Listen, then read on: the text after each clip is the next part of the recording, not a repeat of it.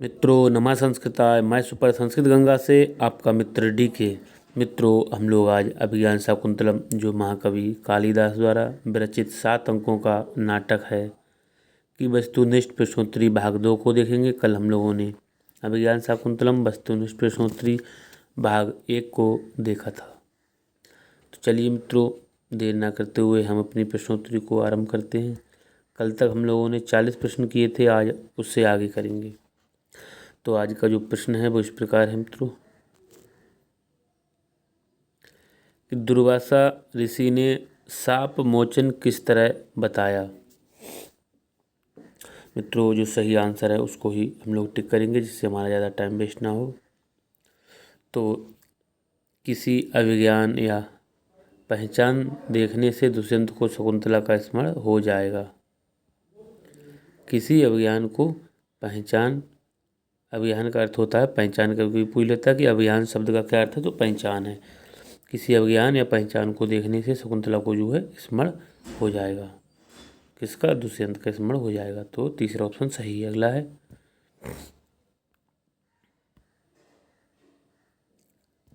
42 का है कि अभिज्ञान शाकुंतले दुर्वाससा शापः कस्य उदाहरणं भवति। अभिज्ञान शाकुंतले दुर्वाससः शापः कस्य उदाहरणं भवति। अर्थात अभिज्ञान शाकुंतलम में दुर्वासा का जो शाप है वो किसका उदाहरण है। परिवेश कस परिवेशक का है, चूलकाया चूलका का है, विष्कम्भकश विष्कम्भक का है, या अंकवतारश या अंकवतार का है। मित्रों ये बहुत ही अच्छा प्रश्न है। तो मित्रों ये दुर्वासा का जो शाप है वो विष्कम्भक का उदाहरण है। किसका है? विष्कम्भक का उदाहरण है। अगला देखेंगे। नेक्स्ट है कि चतुर्थ अंक की विषय वस्तु मानवीय जीवन की किस घटना पर आधारित है। अर्थात जो अभिज्ञान शाकुंतलम में चतुर्थ अंक की विषय वस्तु है वो मानव जीवन की कौन सी घटना पर आधारित है। तो ये जो है वो मानव जीवन की, ये बेटी की शादी होने पर विदाई के अवसर की, क्या है, बेटी की शादी होने पर विदाई के अवसर की घटना पर जो है वो आधारित है। नेक्स्ट है अभिज्ञान शाकुंतलम नाटक में जो वर्णित गौतमी है वो कौन है। गौतमी कौन है? तो ये कण्व ऋषि हैं, उनके जो आश्रम की वो अध्यक्षा है। कण्व ऋषि के आश्रम की अध्यक्षा है कौन? गौतमी, कण्व या काश्यप की। अगला है गौतमी कौन थी। गौतमी है वो कौन थी? शकुंतला की सखी है, या फिर वृद्धा तापसी है, या कण्व की पत्नी है, या फिर आश्रम की परिचारिका है। 45 पर देखेंगे हम लोग। तो मित्रों जो गौतमी है वो वृद्धा तापसी है। कौन है? वृद्धा तापसी है, कण्व आश्रम की अध्यक्षा है। नेक्स्ट है ये क्वेश्चन फिर से आया कि अभिज्ञान शाकुंतलम नाटक में जो गौतमी है वो कौन है। शकुंतला की सखी है, अप्सरा है, दुष्यंत की प्रतिहारी है, या तपोवन की अध्यक्षा है। तो जो हमारा तपोवन है उसकी अध्यक्षा है। कौन है? तपोवन की अध्यक्षा है। नेक्स्ट है सारंगरव पात्र का जो वर्णन है किस नाटक में है। सारंगरव पात्र है उसका वर्णन कौन से नाटक में है। तो सारद्वत और सारंगरव ये दोनों कण्व ऋषि के शिष्य हैं। इन दोनों का जो वर्णन आया है वो अभिज्ञान शाकुंतलम में ही है, इसलिए तीसरा ऑप्शन सही है। नेक्स्ट है ये अच्छा प्रश्न है। तपोधनम वेत्सि न माम उपस्थितम। तपोधनम वेत्सि न माम उपस्थितम। यहाँ जो तपोधन शब्द का प्रयोग हुआ है वो किस लिए हुआ है, किसके लिए हुआ है? तपोधन, तपोधनम वेत्सि न माम उपस्थितम। यहाँ तपोधन शब्द प्रयुक्त हुआ है, किसके लिए हुआ है? 48 का देखेंगे। तो यहाँ पर तपोधन जो है वो दुर्वासा ऋषि के लिए आया है। किसके लिए? दुर्वासा ऋषि के लिए आया है कि जिसका धनी तप है वो ऐसे दुर्वासा है। नेक्स्ट है, ये भी अच्छी पंक्ति है कि अस्याम अहम त्वयि चा संप्रति बीत चिंता कहा। कौन है ये? कहा का मतलब है कौन, ये किसके लिए आया भैया? 49 का देखेंगे हम लोग। तो मित्रों यहाँ पर जो कलवृषि हैं वो शकुंतला से कहते हैं कि अहम माने मैं, अस्याम माने इस बंजोसना के, चा और तोई तेरे, मैं इस बंजोसना के और तोई तेरी ओर से संप्रति बीच चिंता निश्चिंत हो गया हूँ। कहा ऐसे कौन है? तो यहाँ कण्व के लिए आया है। कहा कण्व या काश्यप। नेक्स्ट है 50 में देखेंगे, शकुंतला को विदाई का जो संदेश दिया था वो किसने दिया था? कण्व ने दिया था, या दुर्वासा ने दिया था, या तपोवन के वृक्षों ने दिया था, या फिर मृगों ने दिया था? विदाई का संदेश किसने दिया था? शकुंतला को विदाई का संदेश किसने दिया था? तो मित्रों कण्व ऋषि ने ही दिया था विदाई का संदेश, विदाई के समय संदेश। नेक्स्ट है, ये भी बहुत ही अच्छी पंक्ति है मित्रों, कई बार परीक्षाओं में पूछी गई है कि मम विरजाम न तुम वत्से सुचम गणिष्यसि। यहाँ पर मम से क्या तात्पर्य है? तो मित्रों ये जो पंक्ति है कण्व ऋषि के द्वारा बोली गई है। शकुंतला से क्या बोली गई है? मम विरजाम, कि मेरे दुख को, तुम हे वत्से, तुम माने तुम, सुचम न गणिष्यसि, तुम नहीं याद करोगी अर्थात तुम भूल जाओगी। यहाँ पर जो मम से क्या तात्पर्य है? तो यहाँ पर जो मम शब्द आया है वो कण्व ऋषि के लिए आया है। नेक्स्ट है, शकुंतला की माता कौन थी? शकुंतला की माता कौन थी? तो शकुंतला की माता मेनका और विश्वामित्र की पुत्री है शकुंतला। मेनका माता है, विश्वामित्र पिता है। शकुंतला दुष्यंत के पुत्र का क्या नाम है? शकुंतला और दुष्यंत के जो पुत्र का नाम है वो क्या है मित्रों? तो सर्वदमन या भरत है, जो शकुंतला से उत्पन्न हुआ है। नेक्स्ट है, अभिज्ञान शाकुंतलम में सखियों ने जो शाप वृत्तांत था सबसे पहले किसे सुनाया था? जो सखियों को शाप के बारे में जो जानकारी थी शकुंतला के शाप के बारे में, प्रेमदा अनुसुईया को, तो उन्होंने सबसे पहले उस शाप के लिए किससे कहा था? 45 का देखेंगे हम लोग। तो उन्होंने किसी, इनमें से कोई नहीं, किसी से नहीं कहा। नेक्स्ट है, दुष्यंत के साथ शकुंतला के विवाह की जो सूचना थी महर्षि कण्व को किसने दी थी? 45 का देखेंगे। तो महर्षि कण्व को जो सूचना, जो अश्लीली छंदोमयी वाणी थी उसने दी थी। नेक्स्ट है, अभिज्ञान शाकुंतलम नाटक में जो वर्णित सारंगरव और सारद्वत हैं वे दोनों कौन हैं? यहाँ पर सारंगरव के विषय में पूछा गया कि सारंगरव कौन है। तो भैया जो सारंगरव है वो ऋषि कण्व या काश्यप का शिष्य है। नेक्स्ट है, अभिज्ञान शाकुंतले, अभिज्ञान शाकुंतल नाटके, अभिज्ञान शाकुंतल नाटक में मारीचस् शिष्य का अस्ति। तो मारीच का जो शिष्य है वो कौन है? 57 का देखेंगे, ये भी अच्छा प्रश्न है मित्रों। तो मारीच का जो शिष्य है वो गालवा, गालव है। कौन है? गालव है, पहला ही ऑप्शन सही है। नेक्स्ट है, अभिज्ञान शाकुंतलम में कण्व ऋषि को किस अन्य नाम से जाना जाता है? तो कण्व ऋषि को काश्यप के नाम से जाना जाता है मित्रों, कण्व या काश्यप। नेक्स्ट है, राजा दुष्यंत की प्रथम पटरानी कौन थी? मित्रों यहाँ राजा दुष्यंत की प्रथम पटरानी पूछी गई है। तो निश्चित रूप से राजा दुष्यंत की जो प्रथम पटरानी थी उसका वसुमती के रूप में वर्णन आया है, वसुमती थी। नेक्स्ट है प्रियंवदा किस नाटक में है भैया? तो शकुंतला में ही है, शकुंतल में है। नेक्स्ट है जो पुरु है वो किसका पुत्र था? पुरु किसका पुत्र था? देवयानी का, मेनका का, शर्मिष्ठा का या फिर शकुंतला का? 61 का देखेंगे मित्रों। तो जो पुरु था वो शर्मिष्ठा का पुत्र था। किसका था? शर्मिष्ठा का पुत्र था। नेक्स्ट है मघवतः सकाशात् केन सह मनुष्यलोकम अवतरति दुष्यंताः।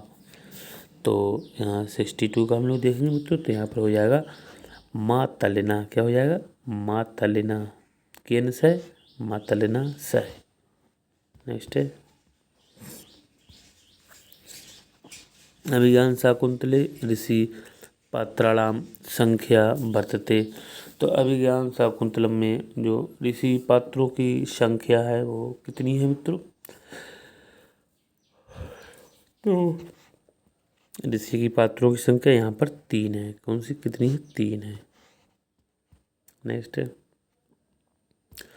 मातली किस नाटक का पात्र है? तो जो मातली है अभिज्ञान शाकुंतल नाटक का पात्र है। नेक्स्ट है महर्षि कण्व किसके साथ शकुंतला को पतिगृह भेजते हैं? तो पहला है सारंगधर, शारद्वत या फिर गौतमी। तो मित्रों शकुंतला के साथ तो प्रयुक्त तीनों जाते हैं। एक महिला के रूप में गौतमी आती है, जबकि पुरुषों के रूप में शारंगधर और शारद्वत जाते हैं। शकुंतला के साथ ही तीनों जाते हैं। नेक्स्ट है कालिदास ने सुलभ कोपो महर्षि। सुलभ कोपो बहुत आसानी से ही जो क्रोधित हो जाए ऐसे महर्षि कौन है? कालिदास ने सुलभ कोपो महर्षि किसे कहा है भैया? तो सुलभ कोपो महर्षि के रूप में जो है दुर्वासा को ही कहा है, बताया है। नेक्स्ट है शाकुंतले दुष्यंत पुत्र से शाकुंतले दुष्यंत पुत्र से प्रथमम नाम किम आसीत्। शाकुंतलम में दुष्यंत के प्रथम पुत्र का क्या नाम है? 67 का देखेंगे हम लोग।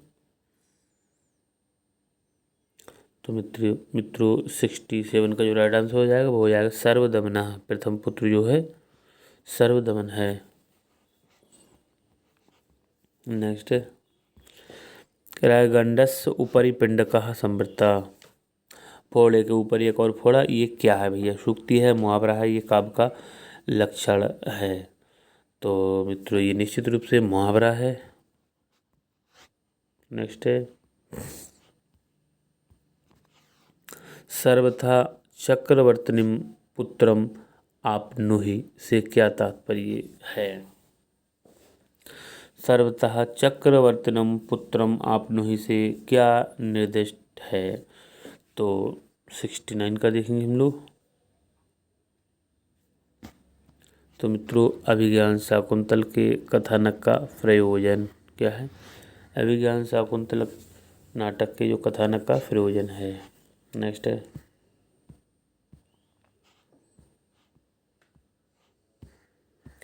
कह रहा है सत्य कथन का चयन करें। पहला है दुष्यंत शकुंतला का विवाह गांधर्व था। दूसरा है दुष्यंत शकुंतला का विवाह दैव था। तीसरा है दुष्यंत शकुंतला का विवाह प्रजापति था, या दुष्यंत शकुंतला का विवाह पैशाची था। तो दुष्यंत और शकुंतला का विवाह गांधर्व था, गांधर्व रूप से उन्होंने विवाह किया था। नेक्स्ट है यहाँ पर हमको खाली स्थान में कुछ भरना है। उसके आगे हो जाएगा षड्भागम अक्षयम ददात्यरण्यकः हीनः। तो 71 में हमको देखना कि क्या भरा जाएगा। तो मित्रों यहाँ पर निश्चित रूप से हमारा तपः आ जाएगा। क्या आ जाएगा? तपः षड्भागम अक्षयम ददात्यार्णकः हीनः। तो तपा ऑप्शन सही है।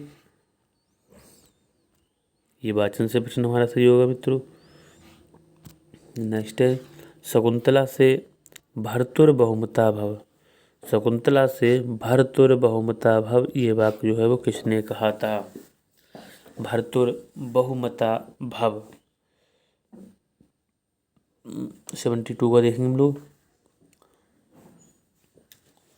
तो एक तापसी ने कहा था, ये किसने कहा था? एक तापसी के द्वारा कहा गया था। क्या कहा गया था? कि भर्तुर्भवमुता भव, अर्थात पति के द्वारा बहुत मानी जाओ, सम्मानित की जाओ। अगला है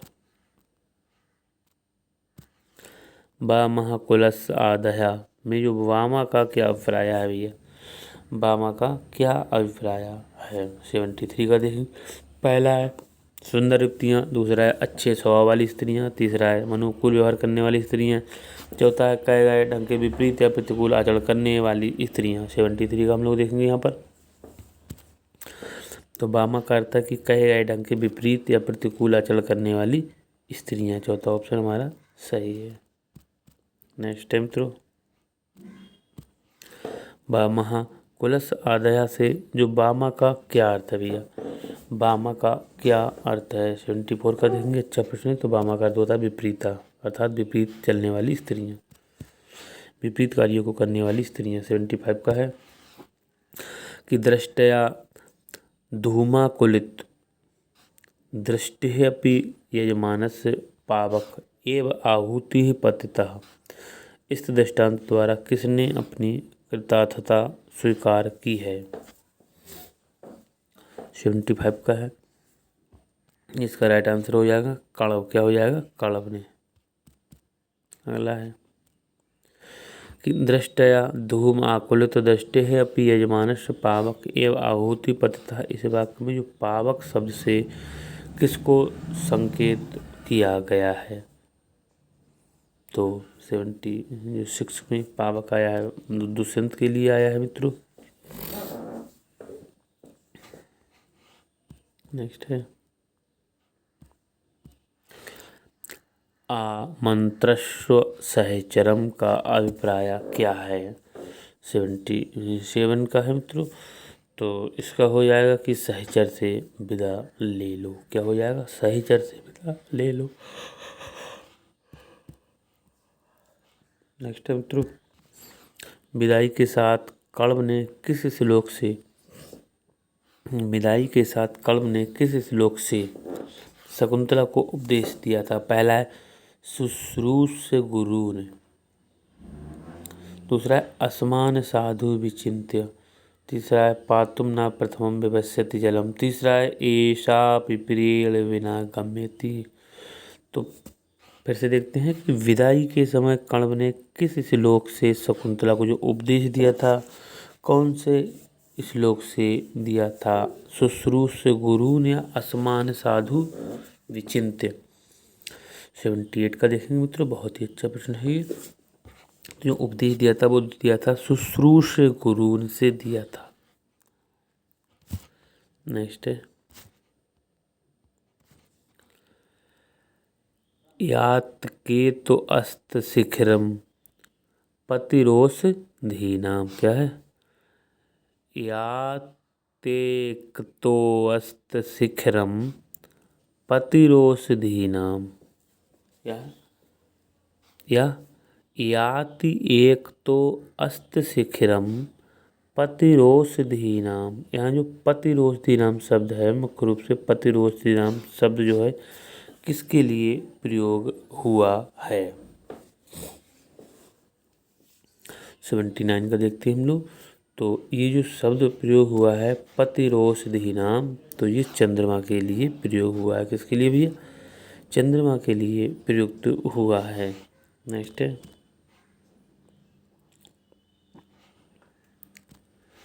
भूयिष्ठं भव दक्षिणा परिजने।